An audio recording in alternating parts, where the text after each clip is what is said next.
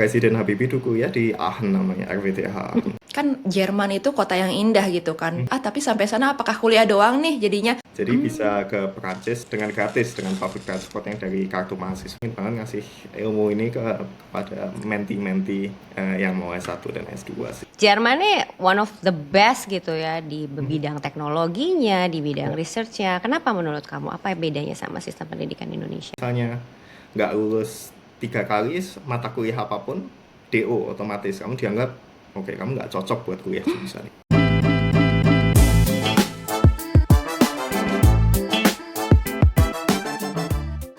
Hai Sobat A Plus Talks, welcome to another episode of A Plus Talks, di mana kita akan ngobrolin pendidikan dari sudut pandang yang inspiratif tapi tetap mudah dicerna. Bersama Tiara dan Dita, di episode kali ini kita akan bahas sesuatu yang sering bikin penasaran. Kuliah di Jerman bisa buat siapa saja, Ti? Beneran siapa aja tuh boleh ya? nggak sih? Katanya Boleh bisa buat dong siapa ya. aja.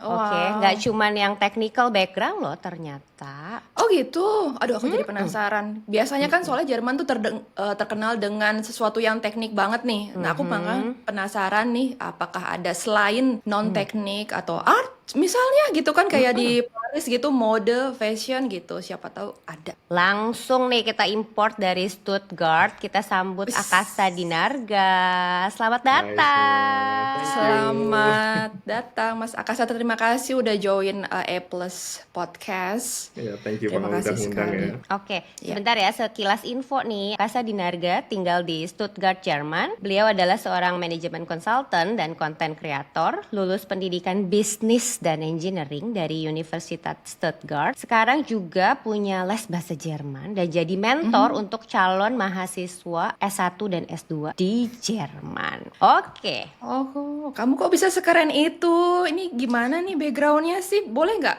diceritain sedikit tentang backgroundnya ini? Iya, jadi nggak sekeren itu juga sih, masih oke-oke aja. Jadi asalnya dari Jogja, lahir sampai SMA di Jogja, anak Jogja asli, nggak pernah pindah, nggak pernah pindah-pindah. Terusan pindah ke Jerman untuk pertama kali seumur hidup, sekali keluar dari rumah langsung aja ke Jerman. Pas lulus SMA, belajar bahasa Jerman dulu di sana, penyertaan ijazah, terusan S1, terusan sekarang sampai kerja, terusan karena udah banyak pengalaman nih, makanya tadi yang kayak Dita dan Tiara bilang buka-buka kursus bahasa Jerman, terusan bikin content creating juga, selagi kerja sebagai management consultant. Jadi ya, untuk menyibukkan diri aja sih sebenarnya, dan bantu banyak adik-adik, teman-teman yang di Indonesia yang mau berkesempatan ke Jerman gitu. Cool banget. Itu bukan biasa-biasa aja, itu keren banget. Humble banget, dia bilang biasa-biasa aja, itu keren banget Akasa, ya ampun. Kenapa kamu pilihnya engineering dan bisnis, Akasa? Soalnya dari zaman sekolah sukanya ya fisika, matematika, tapi di sisi lain kayak orang tua gitu, ayah itu guru besar ekonomi misalnya. Terusan emang topik-topik yang dibahas di rumah tangga sejak dulu tuh ya bahasnya ekonomi, politik dan lain sebagainya. Jadi benar-benar ada dua kombinasi ini di mana aku suka STEM. Tapi di keluarga itu juga social science tuh kuat banget. Dari orang tua tadi, dari ayah yang guru besar ekonomi dan ibu kebetulan dia lulusan hukum. Jadi di rumah tangga kami itu benar-benar social science dan non STEM-nya malah kuat. Jadi ya udahlah sekalian aja digabungin bisnis dan engineering. Kebetulan di Jerman bisa tuh kuliahnya gabung-gabungan gitu kan, ada major dan minor. Majornya kebetulan akhirnya pilihnya business, minornya mechanical engineering gitu. Oh, I see. Jadi, tapi maksud aku adalah biasanya kalau di keluarga nih, dokter semuanya, keluarga dokter, biasanya anaknya akan kebawa jadi dokter karena bahasannya adalah itu. Nah, ini bahasannya adalah ekonomi, bahasannya adalah hukum. Di mana tekniknya nih? Kamu dapat info ini dari mana? Apakah searching-searching sendiri? Apakah ada ketertarikan sendiri awalnya seperti itu gimana? Oh, itu ke bawah teman-teman kok itu. Emang lingkungan tuh kuat banget kan, dari di rumah tangga ngomonginnya sosial ekonomi, politik dan lain sebagainya. Di SMA karena ya kebetulan dulu IPA dan teman-teman tuh semuanya tuh rasanya kayak kuliahnya teknik mesin, teknik industri, semuanya teknik semua lah. Jadi teman-teman deket ya ini kebetulan. Jadi ya ke bawah juga kayak kayaknya yang kalian pelajarin oke juga nih, mau coba juga deh. Tapi bedanya di Jerman gitu aja sih. Asik. Bedanya banget ya, bedanya Beda, lebih seru. bedanya langsung terbang 14 jam gitu ya. Iya, Luar ya, biasa, ya luar beda, biasa. beda dikit lah. Mereka belajarnya pakai bahasa Indonesia, bahasa Inggris, aku pakai bahasa Jerman. Itu doang sih menurutku. Wow, amazing, keren. Jadi emang langsung memilih Jerman. Kamu tidak milih Hmm. universitas di Indonesia dulu. Dan bagus kebetulan karena keluarga dari ayah dua S2 S3 di US, aku punya kakak tiga, mereka kuliahnya di luar negeri juga, ada yang di Kanada, ada yang di Australia, ada yang di US juga. Jadi nggak kepikiran kuliah di Indonesia sih, bukan karena apa-apa, tapi karena mereka punya pengalaman positif banget gitu. Sejak zaman dulu Oh, ayah di baik. tahun berapa dulu dia kuliah di US tahun 80 90-an. Dia suka banget gitu. Jelas zaman dulu lebih susah dari sekarang, tapi dia tetap endingnya Mm-mm. bilang, "Oh, ini pengalaman yang bagus banget ini. Ini yang membantu karirnya dia dan lain sebagainya." Jadi karena mendengar semua pengalaman positif dari orang tua, dari kakak, jadi nggak kepikiran kuliah di Indonesia. Dan aku harus mengakui juga kok kuliah di UGM misalnya ada ayah di sana, nah ini dikira kok misalnya masuk UGM, wah itu pakai orang dalam itu. Jadi ada motivasinya semakin banget, enggak lah harus keluar dari Oke. Jogja. Di Jogja paling bagus kan Oh. UGM gitu. Jadi harus keluar kok Mm-mm. enggak sekalian di ITB misalnya. Ya udah Mm. keluar negeri aja lah sekalian. Dulu opsinya Jerman atau Kanada sebenarnya. Tapi endingnya pilih Jerman. Jadi ini Harus. definisi kamu berpikir N+1 harus lebih baik dibanding N gitu ya? Ya betul betul kan anak terakhir juga nggak mau kalah kakak-kakaknya kuliahnya pakai bahasa Es. bahasa Inggris kebetulan. Terus aku mikir kayak wah kalau mereka pakai bahasa Inggris aja bisa pakai bahasa Jerman deh kuliahnya. Oh Bentar, gitu. kamu belajar Keren dulu banget. atau enggak nih? Ngomongin Oh soal iya bahasa. belajar dulu bahasa Iya. Jerman pas. Belajarnya tapi di Indonesia atau di sana dapat Hmm. misalnya foundation gitu? Oh, pertanyaan bagus. Iya, dulu di Indonesia belajar dikit supaya bisa masuk ke foundationnya itu. Kalau di Jerman namanya Oh. student college gitu. Itu sekolah penyertaan ijazah atau foundation, yang kayak Tiara bilang itu. Jadi kalau misalnya kita masuk foundation ini, nanti pas kita lulus foundation, nanti udah tingkat bahasanya C1 namanya. Oh, Itu udah tingkat sampai bahasanya. C1 Iya, baru sampai bisa. C1. Terusan nanti boleh kuliah di Jerman, jurusan apapun yang berhubungan dengan foundationnya tadi. Mhm. Sebenarnya boleh nggak dibisikin sedikit aja tips dari kakak kamu nih, kira-kira apa sih yang memberikan kesan positif keluar di luar negeri? Dari kakak kamu dulu nih, Ya. kira-kira apa sih yang kamu terima sampai kamu berpikir, ah aku juga mau seperti itu, bahkan aku mau lebih dari itu gitu. Ya, yang positif banget dari pengalamannya mereka itu, mereka cerita dari hal-hal kecil. Maksudnya mungkin kalau di Indonesia kehidupannya nyaman banget, bahkan terlalu nyaman. Misalnya ada yang bantu di rumah, atau ada yang datang ke rumah buat bantu satu dua hal. Tapi kalau di luar negeri, karena satu karena mahasiswa kan, maksudnya nggak punya banyak duit mahasiswa. Kedua juga emang di luar negeri kan kita ngakuin hal-hal sendiri karena emang budayanya dan bentuk demografi dan bentuk sosial ekonominya beda. Ngerjain hal sendiri itu lucu banget dengerin mereka bilang apa nih, oh ini aku pertama kali ganti oli mobil nih pas dulu kakak aku kuliah misalnya. Atau pernah ada yang cerita, oh ya ini pertama kali masak. Jadi kakak aku dulu nggak pernah bisa masak karena dimasukin mamah dulu terus dan lain sebagainya. Itu lucu juga sih dengannya. Tapi ya setelah dipikir-pikir itu skill-skill hidup yang penting juga Iya. gitu loh. Maksudnya jelas kita bisa beli makan dulu terus GoFood dan lain sebagainya. Tapi kalau nggak tahu isi makanannya itu apa karena nggak bisa masak nggak tahu komposisinya itu ya menurutku pribadi nggak bagus juga. Walaupun besok aku pulang balik ke Indonesia tapi ya at least udah tahu basic masak dan bisa masak juga sih nggak cuma basic juga jadi dengan bisa masak jadi tahu lah oke ini sehat ini nggak sehat itu sih jadi kesan paling positifnya dari mereka tuh ngerjain hal-hal sendiri itu menurutku interesting banget. Jadi keluar dari zona nyaman justru menjadi hal yang positif buat kamu gitu ya. Iya positif Dan banget. bikin kamu pengen coba malah ya gitu. Iya Wow, kayak luar gitu biasa. kayak gitu. Dan dia anak bungsu lagi. Biasanya kan anak bungsu itu Iya, tuh deket banget ya sama iya orang betul. tuanya dan cenderung lebih manja katanya. Kalau kamu Mm-mm. kayaknya beda nih. Beda nih kayaknya, betul. Ah, malah pengen Enggak sih, enggak mendobrak. salah juga. Emang Oh nggak klise salah juga. anak-anak bungsu emang ada benernya juga. Jadi apa-apa pengen dikerjain orang lain, dibantu kakak Mm-mm. dulu kan, atau dibantu orang tua. Jadi Mm. kesini kerasa juga kayak, oh ya ternyata sejak zaman dulu, oh ternyata nyetrika nyebelin juga ya ternyata. Oh sorry Pak, ternyata dulu aku minta tolong nyetrika tuh, ternyata nyetrika tuh capek ternyata. Itu kebal juga, jadi ada empatinya juga. Jadi ada empatinya juga kalau misalnya ngerjain hal sendiri itu jadi ada empatinya. Oh, ini bukan bukan maksudnya bukan pekerjaan mudah.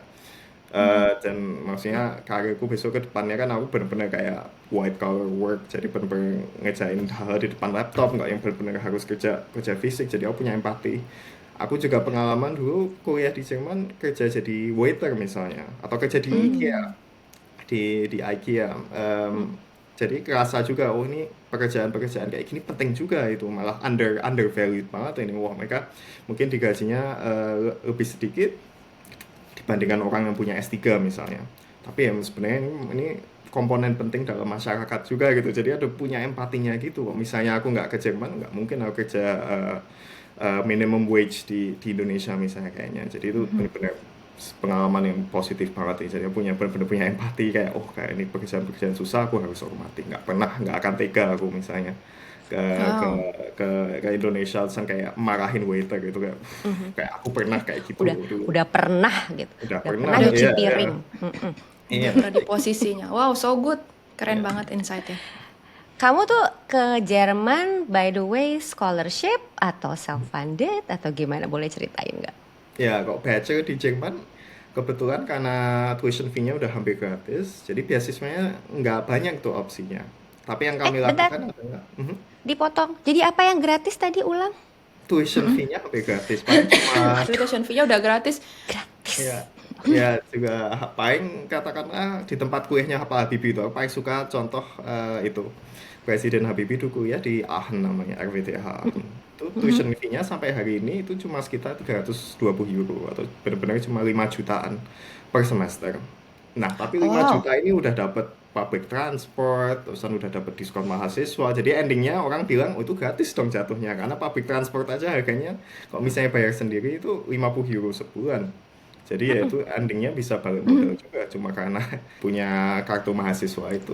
Oh, jadi yang digadang-gadang orang kalau kuliah di luar negeri itu mahal, sebenarnya ini ada insight lain gitu ya, yang kita baru tahu nih ternyata memang cuma 5 juta satu semester gitu. Bahkan dibandingkan dengan Indonesia sendiri, dengan universitas negeri di Indonesia misalnya, ini juga jauh lebih murah gitu ya.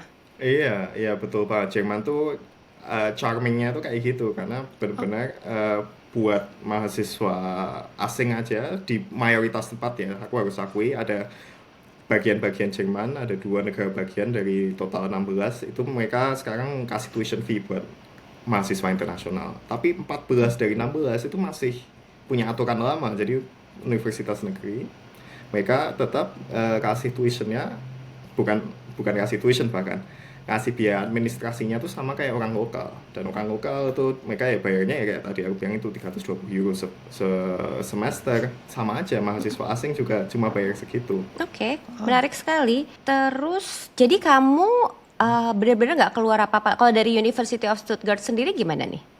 Kalau di University of Stuttgart, zamanku dulu kebetulan kami lebih mahal. Jadi kami nggak 320, tapi dulu 1.500-an kalau nggak salah per semester. Tapi itu maksudnya udah komunikasikan dengan orang tua dan lain sebagainya. Kami bilang kayak, oh ini hitungannya tetap aja sama tuition fee-nya misalnya di Kanada, di US dan lain sebagainya itu jauh lebih murah. Dan kesempatan kerja part-time dan magang itu banyak. Karena kan mau mahasiswa asing, mau mahasiswa lokal, tetap kalau digaji tetap minimum wage. Jadi zaman dulu tetap itu kerja sampingan buat bayar biaya sendiri di Jerman gitu. Pas awal-awal emang biaya dari orang tua, tapi lama-lama benar-benar kerja sampingan sendiri sampai bisa membiayai sendiri. Jadi lepas dari orang tua juga at the end of the day. Mungkin di tengah-tengah kuliah sampai akhir gitu. Jadi makanya kalau ditanya ini kuliahnya self-funded ya bisa dibilang gitu, tapi di akhir hari aku kerja sampingan juga, bener-bener biayain kuliah aku sendiri, gitu. Wow, Literally cool. self-funded ya, by Ya, yourself gitu ya. self-funded dari kantongku Dari diri sendiri. bukan dari orang Iya, tua. berarti bukan mama or papa funded ya. Ini keren ya. banget. Jadi walaupun satu pintu tertutup, ada nih pintu lain terbuka dengan apa? Dengan kerja sendiri gitu, part time dan segala macamnya. Intinya kamu punya mental untuk berjuang untuk menghidupi diri kamu sendiri di sana ya. Wow. Luar biasa. Tapi biasanya ini enggak sih ada jam yang diberikan oleh pemerintah gitu kan? Biasanya harus berapa jam sih bolehnya nih sebagai mahasiswa untuk part time? Betul, pertanyaan bagus. Jadi emang ada maksimalnya 20 jam seminggu, tapi 20 jam seminggu itu udah cukup banget tuh. Misalnya minimum wage-nya sekarang sekitar 12 euro. Jadi 12 kali 20 tuh 240 kali 4 tuh hampir 1000 euro sebulan. Itu udah Oh. cukup menurutku. Dan saat liburan semester, kan summer itu kan lumayan panjang itu liburannya. Itu kerjanya bisa full 40 jam seminggu. Jadi kalau misalnya masih kurang, itu bisa aja nanti oke lah, nanti pas summer kerjanya lebih banyak, supaya nanti menjelang kuliah nanti kerjanya lebih sedikit. Jadi kayak nabung gitu. Kadang kan mikir kayak, oh mending kerjanya banyak di summer aja deh, supaya nanti pas menjelang semester, pas bener-bener butuh fokus, nanti kerjanya lebih sedikit, biar bisa fokus kuliah dan lain sebagainya. Ada kesempatan buat kerja di university juga nggak? Misalnya research, bantu research dosen gitu Itu atau bisa banget, kebetulan nggak kerja di sana, maksudnya mending kerja magang di Volkswagen dan lain sebagainya. Karena kalau di universitas mereka gajinya nggak terlalu bagus, mereka benar-benar minimum wage banget ya, karena mereka oke kayak dari negara tuh malah gajinya lebih kecil daripada kerja buat swasta. oke, Kayak mohon gitu maaf sih anak alasannya. bisnis. Hitungannya Iya, Oh, bisnis iya. banget ya. Iya, iya udah jadi ngitung Bagus, cuannya bagus. berapa nih iya kira-kira Bagus. gitu ya. kita kan kalau sekalian ya maksudnya yang penting cuan lah, yang penting nggak usah mikir Iya, banyak iya, iya. banyak duit kalau misalnya Mahasiswa.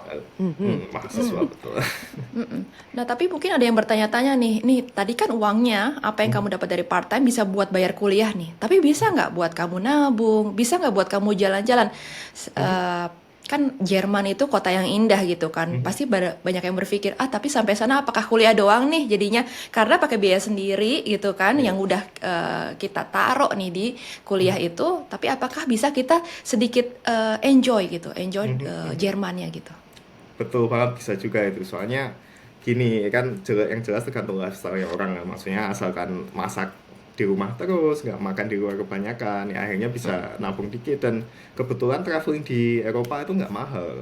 Nggak kayak misalnya dari Indonesia, nah beli tiket pesawat dari Jakarta ke Bali itu aku lihat kayak, oh udah di atas 1,5 juta, misalnya di atas 100 USD, 100 euro gitu. Kok di sini benar-benar bisa naik kereta, udah include ke tadi kartu mahasiswanya tadi, jadi bisa ke Perancis dalam sekian jam dengan gratis dengan public transport yang dari kartu mahasiswanya tadi.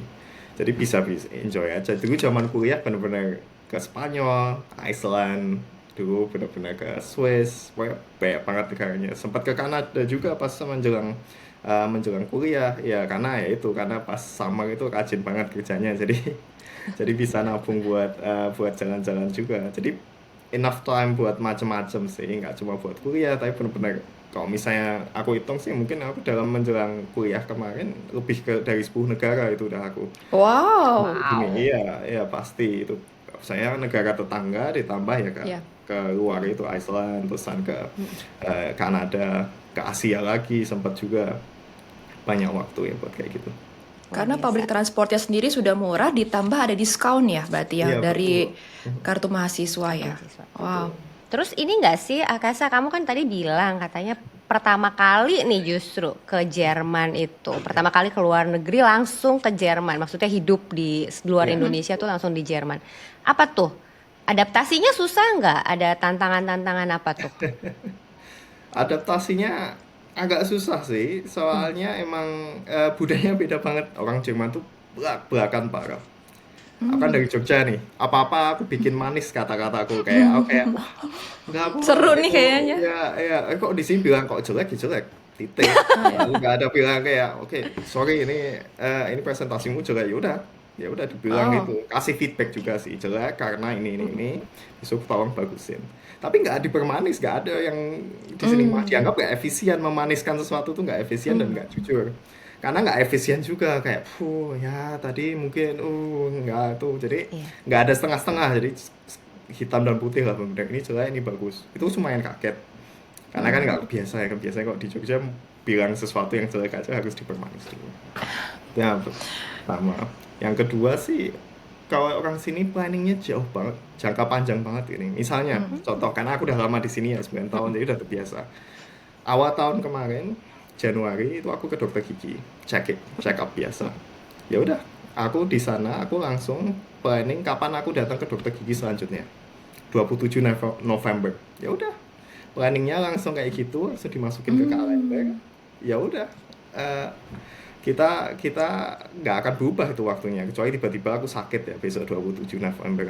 Orang Jerman kayak gitu. Jadi kalau mau planning, mau kayak sewa tempat buat nikah atau mau ulang tahun, mau sewa tempat gitu bener-bener 1 tahun sebelumnya. Itu kalau Oh, orang Indonesia mungkin nggak terbiasa karena mikir kayak iya. 1 tahun tuh masih lama banget. Sedangkan kalau di Jerman tuh udah Hmm. cek kalender. Oh ya, oke. Tahun depan tanggal 30 Januari kita bakal ngakuin ini. Itu benar-benar dilakukan banget gitu. Ya, tapi itu shock juga sih karena kadang ngerasa wah nih manusia-manusia ini hidupnya di masa depan nggak di masa kini. Ya itu juga ada nggak selalu positif itu ada kesan yang agak negatif juga yaitu kayak terlalu fokusnya ke depan bagus tapi kadang lupa hidup di detik ini. Iya. Kalau Indonesia kayaknya Iya. lebih jago hidup di detik ini. Kalau di Jerman benar-benar hidupnya kadang ngerasa kayak di depan banget kayak mikir oh, kita planning ini, kita planning itu sih itu yang bikin shock banget. Oh, Jadi keren. sangat efisien dan well planning ya ternyata orang-orang di Jerman ini. Iya, Bukan iya. hanya dosennya, tapi termasuk masyarakat sekitar juga kerasa begitu juga ya. Iya, iya, iya. Bahkan sampai hari ini kalau misalnya aku sama temen Jerman gitu, ya kita planning benar-benar ngecek kalender. Oh ini kami minggu depan ada waktu nggak ya? Kita bisa ke bar ini atau kita bisa hangout di sini. Harus dicek gitu. Terus aku bilang, oh ya sorry, aku adikku ulang tahun atau apa. Jadi benar-benar kita cek, nggak bisa kayak di Indonesia yang tiba-tiba, yuk kita kita ini Last spontan minute. ke sini, iya last minute gitu, itu frown upon gitu. Kadang soalnya mereka udah punya planningnya, udah kalendernya udah udah penuh, masa masa kamu ganggu gitu. Dan itu kayak penting banget itu mereka ngasih prioritas. Misalnya aku udah janji ke orang ini udah 2 bulan yang lalu, aku nggak mungkin tiba-tiba kayak nge-cancel ke dia karena bagi bagi ya di sini sih aku juga ngerasa kayak gitu nge-cancel orang itu harus dengan alasan yang penting, sakit atau tiba-tiba ada hal-hal yang lebih penting dari itu atau memang orang tua datang misalnya orang tua aku datang ke sini terus aku cancel teman-temanku mereka pasti paham lah karena itu jauh lebih penting gitu. Budayanya bagus banget ya.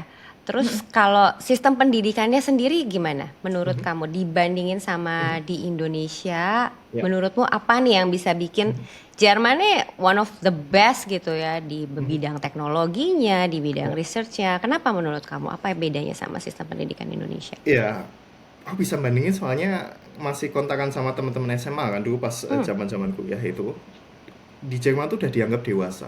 Anak umur 18 tahun tuh bener-bener kamu dewasa, udah semua keputusanmu itu buat dirimu sendiri. Kita nggak perlu ingetin kamu. Contoh terbaik adalah di Jerman kuliah nggak ada absen.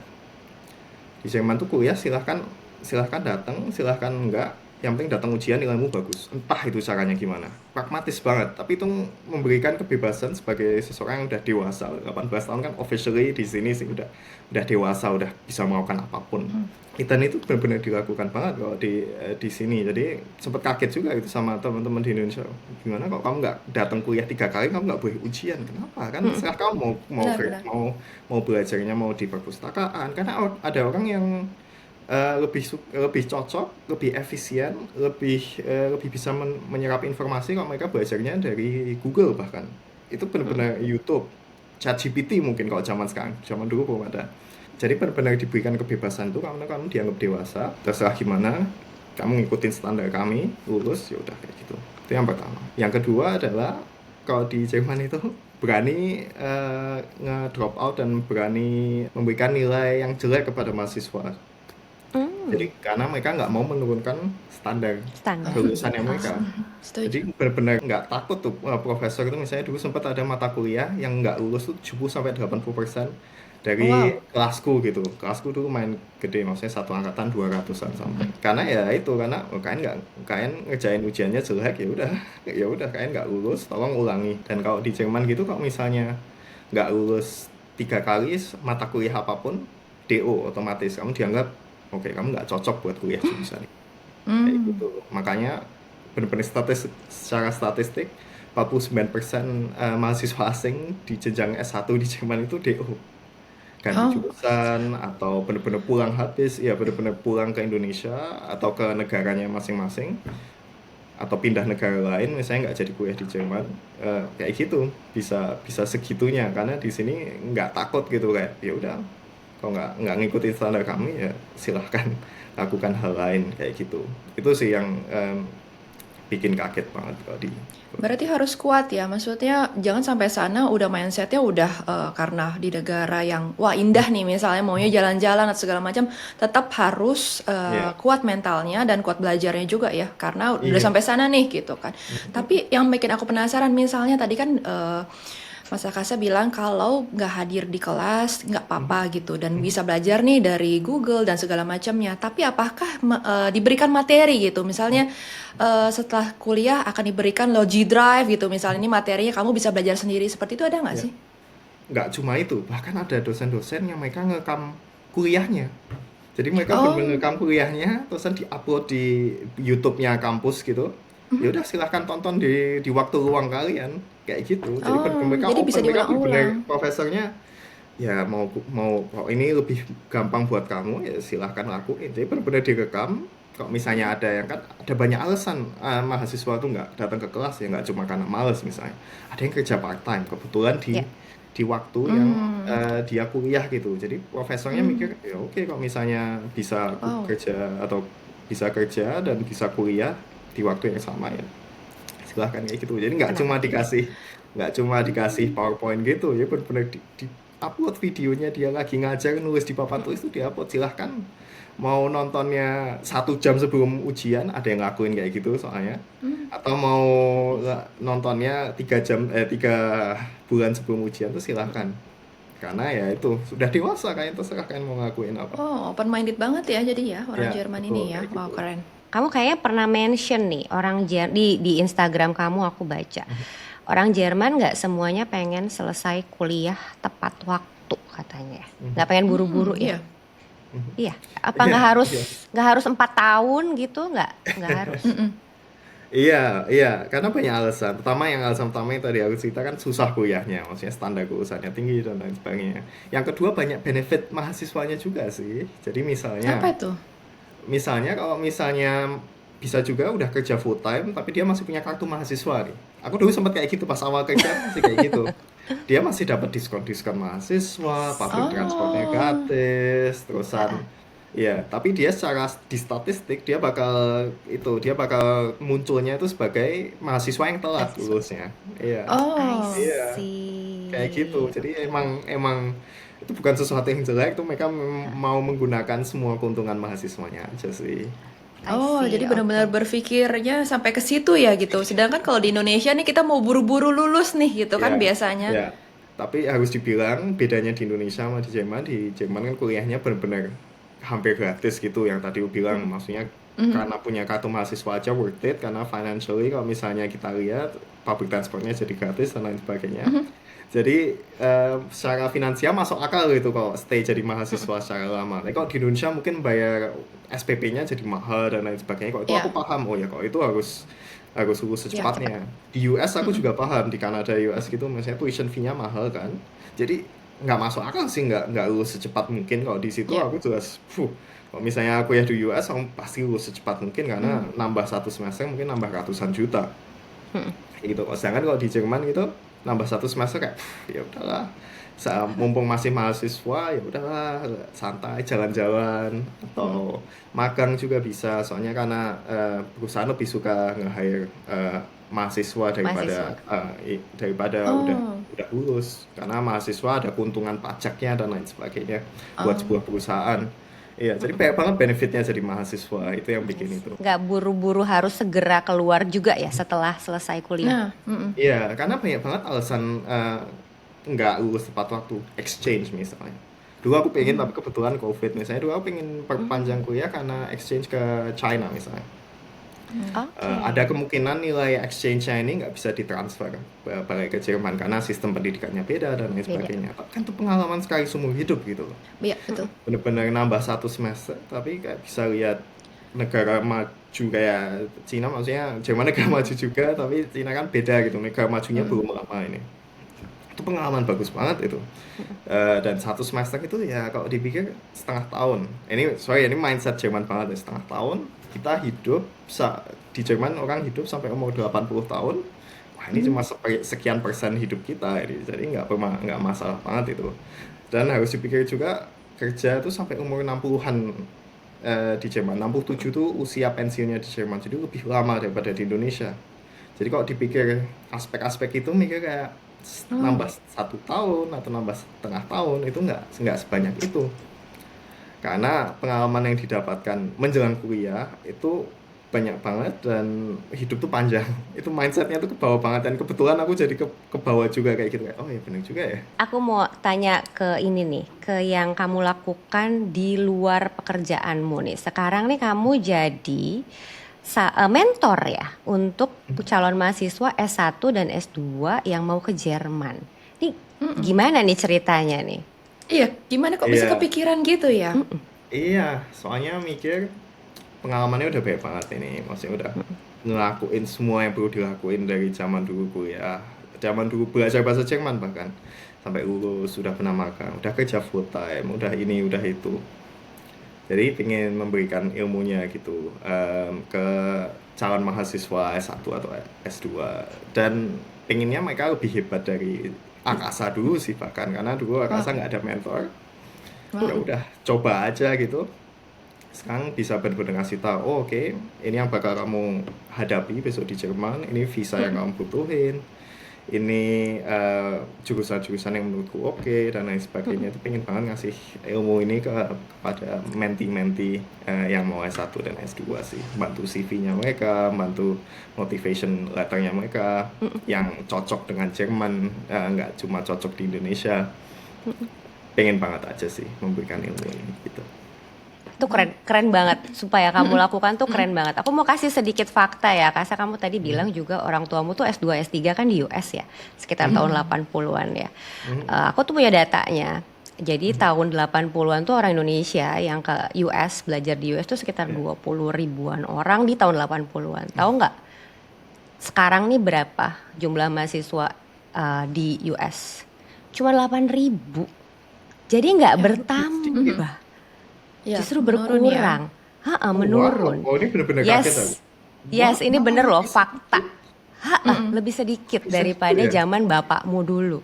Jadi yang kamu lakukan tuh pasti akan changing banget loh. Akan Iya. semakin banyak orang Indonesia keluar. Itu keren banget. Keren banget. Iya. Keren banget Oke. Akasa. Jadi kita Wow, butuh ya. akasa-akasa lain nih di negara lain gitu ya. Siapa tahu juga nanti Mas Akasa ini bisa nggak cuma buat Jerman gitu. Siapa tahu ada kepikiran, aku juga nih pengen aku kerjasama misalnya sama mahasiswa di Amerika dan aku membuat hal seperti ini. Ini yang ternyata Mas Akasa bisa lakukan untuk Indonesia ya, membantu anak-anak Indonesia untuk bisa sampai ke Jerman. Ini berarti ada sesi konsultasi dan segala macamnya ya, sampai sedetail itu ya. Ada kayak gitu ya, maksudnya ada dua opsi, maksudnya ada yang aku pribadi lihat kok, oh, ada ketemu online gitu, ada anak, oh ini berbakat banget, lihat CV-nya dan lain-lain, aku kasih secara pro bono, secara gratis. Tapi ada juga yang misalnya mereka yang datang ke aku, terus aku bilang, kalau misalnya pro bono kayak ini nggak bisa, ada yang dengan berbayar, ada yang kayak gitu juga. Jadi campur-campur sih, jadi bisa kayak gitu. So kalau mau dibantu sama Mas Akasa, anak Indonesia harus berprestasi, semangat mulai dari sekarang, kumpulkan semua bibit-bibit unggul kamu biar tuh dibantuin sama Mas Akasa. Biar Iya. CV-nya tuh kinclong. Jadi Mas Akasa tuh pas Motivation baca letternya oke, bagus gitu kan. Iya, oke aku bantuin. Wow, aku juga pengen dong. Oke, apa nih insight terbesarnya waktu lagi mentoring anak-anak Indonesia? Apa kesalahan terbesar Iya. atau paling umum dilakukan sama pelajar Indonesia menurut Akasa? Ya, itu adalah kembali tadi yang aku bilang, di Jerman terbiasa banget planning jangka panjang. Yang orang Indonesia biasanya salah itu planning kuliahnya itu ke Jerman telat banget, baru kelas 12 SMA itu baru pada kepikiran misalnya, oh ini pengen deh tertarik ke Jerman. Itu itu udah terlambat. Itu udah telat banget biasanya. Jadi baiknya mulai kapan sih nih? Kelas 10 biasanya.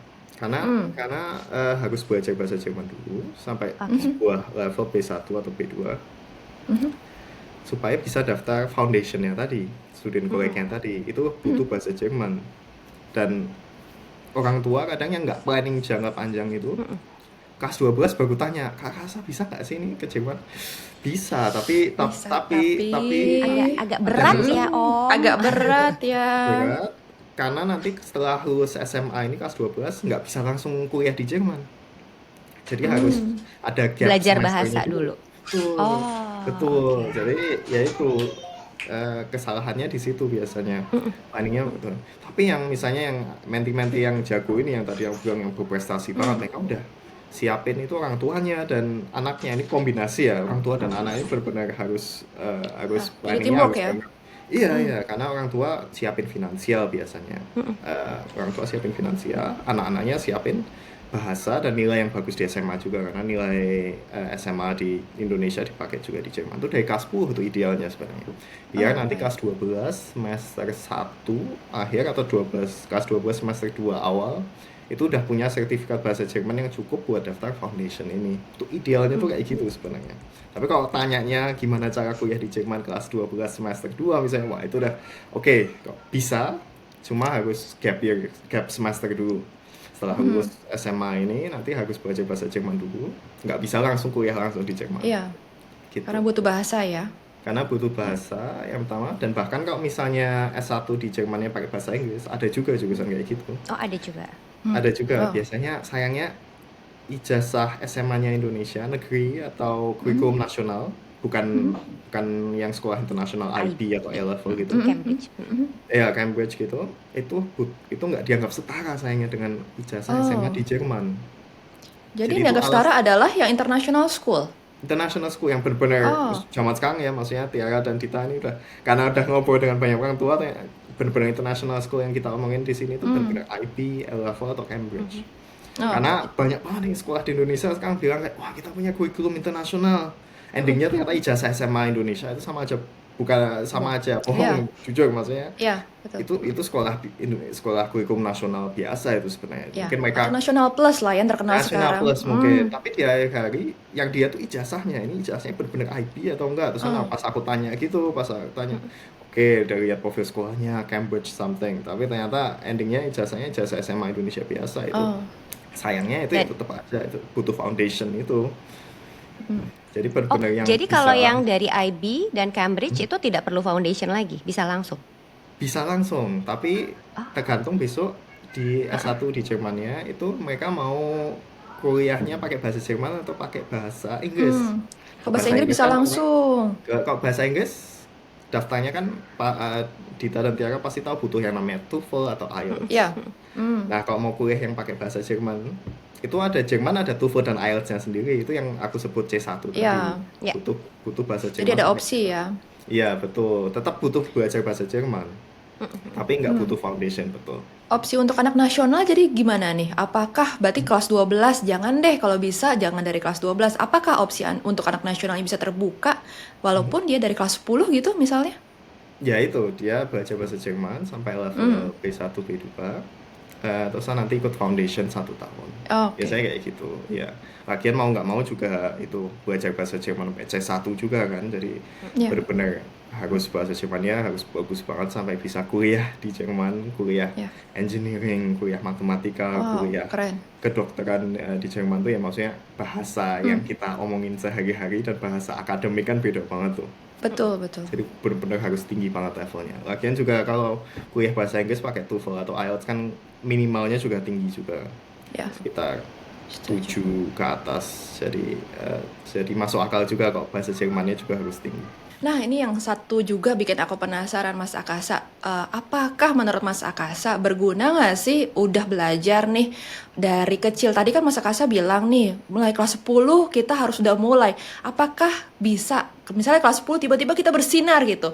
Apakah menurut Mas Akasa ini malah harus sebelum kelas 10 biar kepintaran ini harus dipupuk nih karena akarnya sebenarnya juga mesti kuat, apalagi ke Jerman biasanya incaran orang-orang yang mau teknik, kedokteran, apalagi melihat tokoh-tokoh sebelumnya yang besar-besar nih berangkat ke Jerman gitu. Menurut Mas Akasa gimana? Apakah mungkin sekarang lagi banyak nih anak-anak yang ikut olimpiade-olimpiade untuk memenangkan medal, pastinya mereka berpikir untuk bisa mendapatkan scholarship nih di Jerman. Gimana? Ya, itu menurutku underestimate banget ya orang-orang. Itu walaupun medalinya dapatnya di zaman mungkin SMP atau bahkan SD, itu tuh tetap bisa muncul di CV sampai besok di Jerman, dan itu Oh, bantu buat dapat beasiswa gitu misalnya. Oke, dulu aku pernah Olimpiade internasional. Taruh aja di CV, itu tetap bagus bahkan sampai daftar magang, daftar kerja. Kalau dia punya prestasi kayak gitu tuh bantu banget buat CV.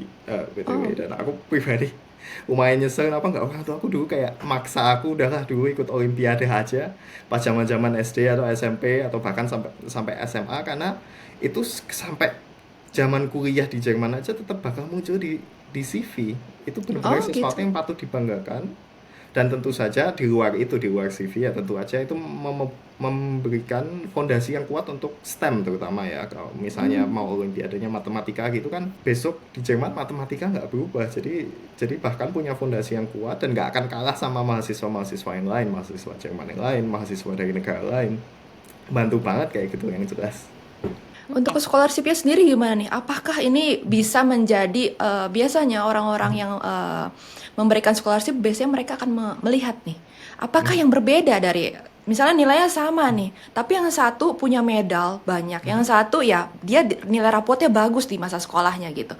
Apakah ada keuntungan dari sisi itu untuk mendapatkan scholarship? Kalau misalnya nilainya nggak jauh beda ya, maksudnya kalau Ya. misalnya nilainya jomplang banget, yang satu dapatnya rata-ratanya A plus, Mm-mm. yang satunya dapatnya B, tentu saja itu jelas yang menang yang punya nilai lebih bagus. Tapi kalau misalnya nggak jauh beda, terusan dilihat, oh ini anaknya pernah ikut olimpiade, aktif dari kecil, kelihatan kalau dia itu punya ambisi, ditambah lagi nanti ada faktor organisasi, ada faktor volunteering misalnya, itu semua bisa digunakan membuat profil yang bagus. Bahkan di Jerman masih kayak gitu Pak, masih Oh, dilihat banget di luar nilai itu tuh ada hal-hal lain yang bisa mendukung kalau daftar scholarship, kerja, magang, dan lain sebagainya. Itu membantu banget. Aku bakal tulis semua yang pernah aku achieve di dalam hidup ini. Aku tulis di CV. Tentunya tergantung aku daftar apa ya. Tapi bahkan kalau misalnya punya olimpiade itu yang tadi Tiara bilang di zaman sekolah itu tetap ditulis. Bahkan di sini di Jerman orang CV itu kadang nulis kayak dulu pas kecil pernah timnas Jerman U17 kayak gitu, ditulis kayak gitu. wow. Iya, karena menunjukkan kalau dia pekerja keras, dia Ya, dulu sampai timnas U17 U16 di Jerman, berarti dia hebat, dia konsisten, dia Konsisten. disiplin. Itu kayak gitu. Iya, konsisten, disiplin tuh menunjukkan hal-hal lain selain nilai gitu ya. loh. Jadi kok udah lihat oh nilai bagus, pernah dapat medali, kan kelihatan gitu, kita lihat oh ini Aktif anak gitu ini, ya. ya berarti ini anak ini sejak dulu ya emang kayak gini, konsisten gitu loh. Konsisten, Oh, oh kalau dia sejak dulu berprestasi, nilainya sampai sekarang bagus, ya kedepannya kemungkinan besar kayak gitu kan. Orang Ya. itu, manusia tuh sayangnya sih, oke berubah tuh bisa, tapi sebenarnya banyak orang yang konsisten. Kalau misalnya dari kecil ya. kayak gitu, ya dari sampai gede ya kayak gitu terus gitu loh, nggak berubahnya nggak sebanyak itu kalau orangnya konsisten kayak gini ya. Dan itu bisa dilihat dari profil tadi. Tadi Tiara sama Dita ngomonginnya tentang Olimpiade, bahkan nulis pernah timnas handball atau timnas sepak bola di Jerman dulu zaman kecil, U17, U16, itu bahkan orang tulis itu. Kayak gitu tuh Oh. sesuatu yang hebat banget di sini. Jadi nggak cuman di math, science, English dan segala macam, bahkan di Oh iya, math, non science seperti itu, misalnya arts, seni, nyanyi, sports itu olahraga, juga bisa ya. oh iya, Wow. jelas, Jadi jelas. yang penting life skill ya. Sebenarnya kita harus Life dari skill. kecil nih, anak-anak harus perbanyak berarti life skill. Kenapa? Karena ternyata jadi modal utama buat dilihat atau dilirik sama orang Jerman bahwa kamu tuh berbeda, bahwa kamu tuh konsisten, persisten, dan kamu tuh pekerja keras gitu ya. Iya, iya, iya, iya. Dan itu bisa ditunjukkan dengan hal itu tadi. Maksudnya seorang anak yang di usia 13 tahun dia ikut olimpiade sampai tingkat internasional, itu kan berarti dia mengorbankan banyak waktu. dia Ya. dedikasinya tinggi banget. Itu bisa dibaca dari situ gitu. Walaupun tuh mungkin cuma 2 kata di dalam CV itu kelihatan banget. Oh ini kalau ini anak ini sejak dulu kayak gitu, kemungkinan besar di masa depan ya kayak gitu juga. Sekarang nilainya bagus, dulu nilainya bagus, dulu aktif organisasi, dulu aktif olahraga, padahal dia ya seperti kita semua sekolah juga sampai sore, sampai malam, tetap bisa kayak gitu. Yang Mana penting hebat. bisa memanage ya, tetap nilai sekolah juga tetap oke gitu ya. Jadi walaupun sibuk nih, nilai sekolah tetap harus bagus ya. Aku pengen tanya lagi nih Mas Akasa. Tadi kita ngomonginnya kayaknya banyaknya STEM nih ya. Belum dibongkar tuh yang tadi di awal aku bilang tuh bahwa bisa buat semua orang, nggak cuman yang engineering background. Sebenarnya Iya. ke Jerman mau ngapain aja nih sebenarnya? Wah, Ada wah, kesempatan apa lagi? ya kalau Dita nih lupa, Jerman tuh musik klasiknya bagus banget. Oh, Beethoven, wow. Schiller. Kuliah musik di Jerman tuh prestis. Musik klasik ya, kita ngomongin kok misalnya pengen, ya itu benar-benar kok di sini persaingannya ketat dan memang universitasnya terkenal di Eropa tentang musik klasiknya gitu. Itu bisa juga kuliah musik di Jerman kan. Kalau anak-anak musik klasik pada tahu sih sebenarnya. Jelas Jerman tuh terkenal ya kayak tadi bilang Beethoven, Schiller dan lain sebagainya. Austria juga banyak banget opsi buat musik klasik misalnya. Itu orang pada nggak kepikiran. Tapi bisa juga di sini kuliahnya selain STEM itu kedokteran. Kedokteran tuh di sini oke juga. Misalnya vaksin COVID salah satunya yang dibikin tuh ada yang dari Jerman juga. Itu tetap kedokteran, tetap medicine, itu tetap oke juga di Jerman. Selain STEM ya, keperawatan tuh juga oke juga di Jerman. Itu sih kebanyakan, jadi nggak cuma STEM tapi juga ada topik-topik lain. Misalnya ada yang tadi aku bilang itu, misalnya kuliah politik di sini juga nggak jelek juga. Misalnya komunisme itu kan yang buat Karl Marx itu orang Jerman juga. Jadi pemikiran filosofi dan sosial ekonomi di sini juga oke juga. Kalau yang nggak S1, S2 ada juga nggak program D3 atau vokasi gitu? Ya. Ada kayak di Jerman gitu kan, misalnya mau bikin roti, mau jadi baker. Di sini ada sekolah vokasinya gitu dan itu serius banget. Soalnya roti di Jerman tuh dianggap ini budaya kita, ini budaya dan ini skill yang harus dijaga generasi ke generasi. Itu ada benar-benar sekolah vokasinya dan orang Indonesia bisa juga ikut kayak gitu. Dan aku pribadi tahu kalau orang Indonesia ada yang sekolah vokasi ini namanya Ausbildung di Jerman buat bisa jadi baker misalnya, atau bikin kue misalnya, itu juga bisa. Tapi agak sedikit beda dengan jadi baker, itu bisa juga kayak gitu di Jerman. Jadi opsinya banyak banget ini di Jerman sebenarnya. Nggak cuma akademik ya, tapi benar juga sih, mau ngobrol sama Tia sama Dita tuh kita ngomonginnya STEM terus, tapi sebenarnya ada hal-hal yang lain. Kebetulan aja Jerman terkenalnya STEM gitu. Ya. Jadi profil yang bisa dibantu sama Mas Akasa ini nggak cuma S1, S2, tapi apakah Mas Akasa bisa membantu untuk Ausbildung dan segala macamnya itu? Bisa juga, tapi ya karena fokus dan interest orang paling banyak itu sebenarnya ya Ausbildung dan kuliah itu, jadi kebanyakan ya tanyanya itu aja sih. Tapi sebenarnya kan banyak juga misalnya punya pasangan di Jerman, posisinya pasangannya di Jerman, suami atau istri misalnya, nggak harus orang Jerman, misalnya orang Indonesia yang lagi kerja di Jerman mau undang istrinya ke Jerman, itu kan ada visanya sendiri, terus nanti ada aturannya lagi, itu bisa dibantu juga. Wow. Butuh ya macam-macam sebenarnya. Ada juga misalnya program di Jerman, mau jadi perawat di Jerman tapi di Indonesia udah jadi perawat, udah lulus kuliah keperawatan, itu ada programnya sendiri, itu dari pemerintah Jerman, namanya Triple Win. Benar-benar nanti diterbangin dari Indonesia ke Jerman, dicariin rumah sakitnya, nanti langsung digaji, nggak bayar apapun, diajarin bahasa Jerman. Itu ada juga kayak gitu. Semakin kesini semakin banyak opsi-opsi dan program kayak gitu karena di Jerman sedikit pemudanya. Oh, jadi Mas Akasa ini banyak banget bantuannya, pahalamu besar di surga Mas Akasa, luar biasa, hebat sekali. Jadi buat warga Indonesia nih yang mau ke Jerman, boleh coba hubungin Mas Akasa dulu. Bisa lihat Instagramnya, apa Instagramnya Ibu Dita? Kalau mau menghubungi Mas Akasa nih, mau konsultasi, langsung kemana Mas Akasa? Instagramnya @akasa_dinaga sih, @akasa_dinaga. Boleh Akasa banget dilirik ini .dinarga karena ya. keren Ya, banget. betul.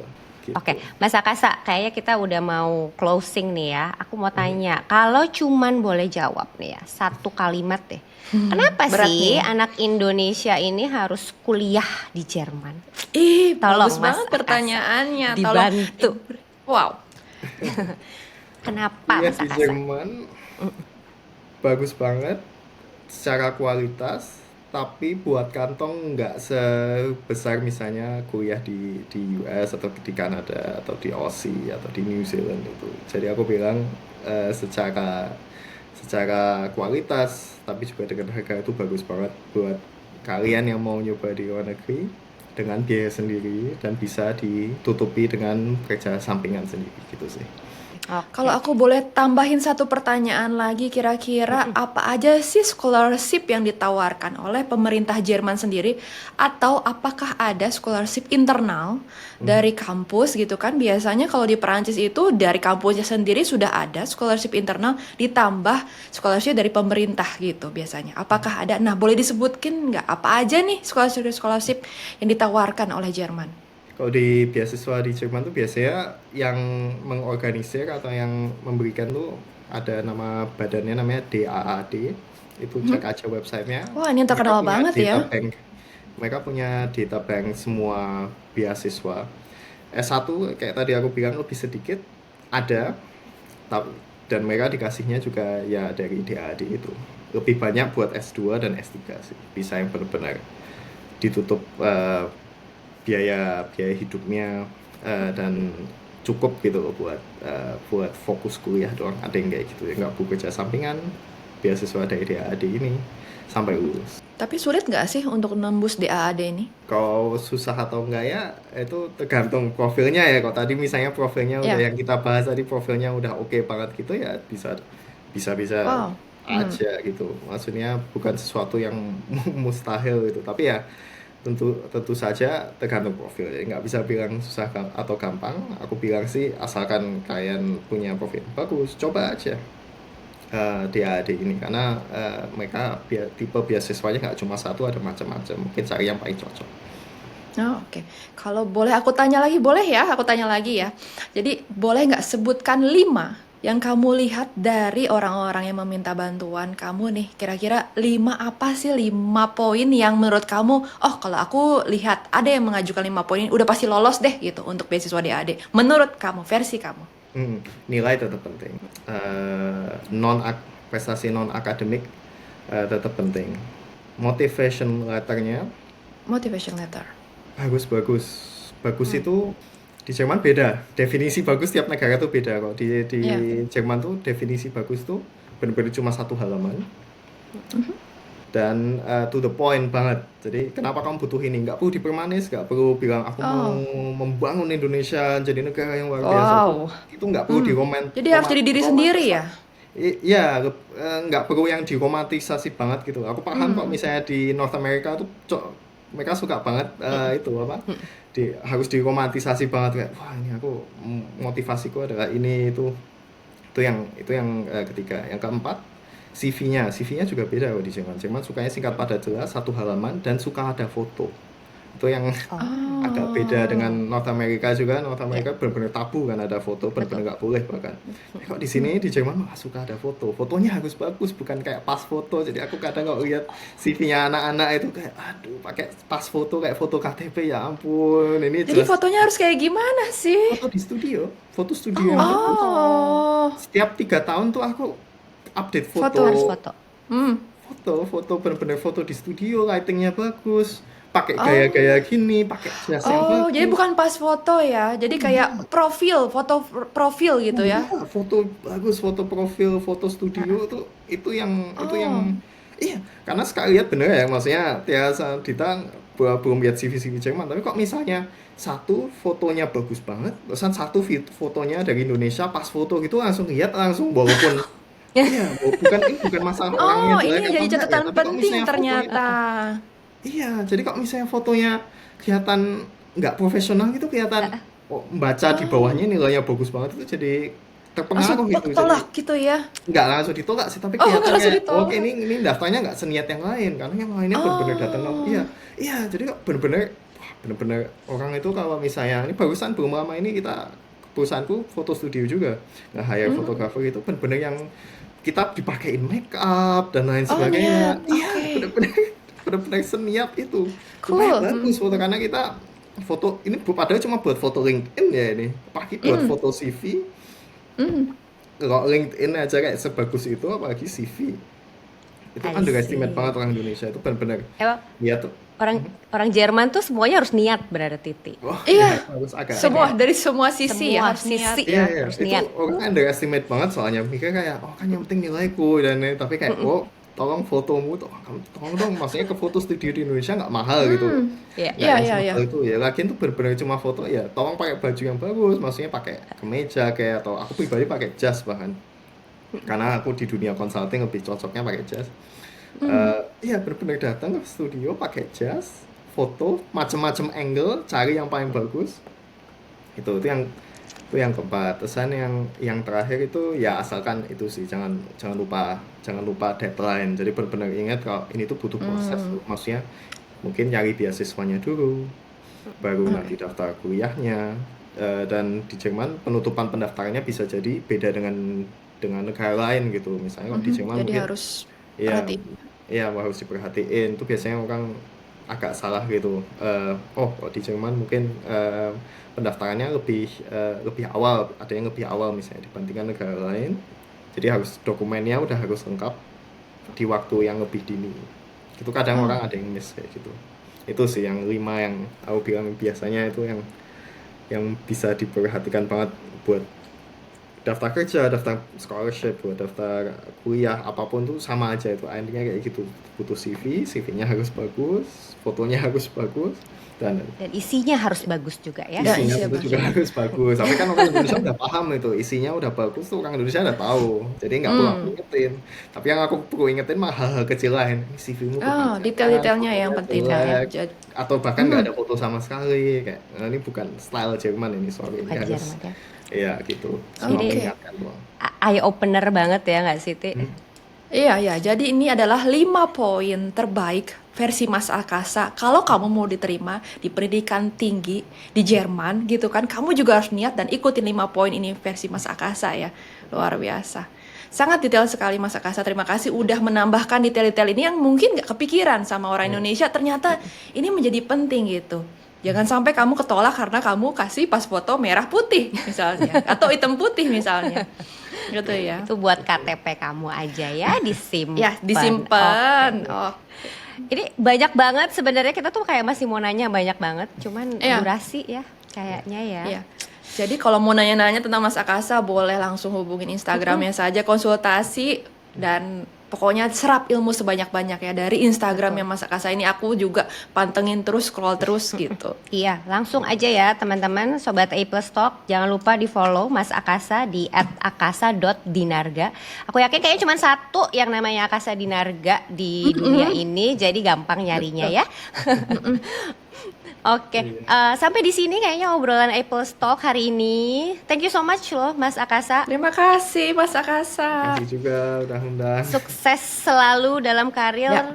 Really a pleasure to have you here today. Thank you so much. Kalau kamu suka episode kali ini, jangan lupa follow dan share ke teman-teman yang membutuhkan. Sampai jumpa di episode selanjutnya, di mana kita akan bahas pendidikan dan kita akan buat anak-anak kita jadi A+ versi dirinya Ya. masing-masing.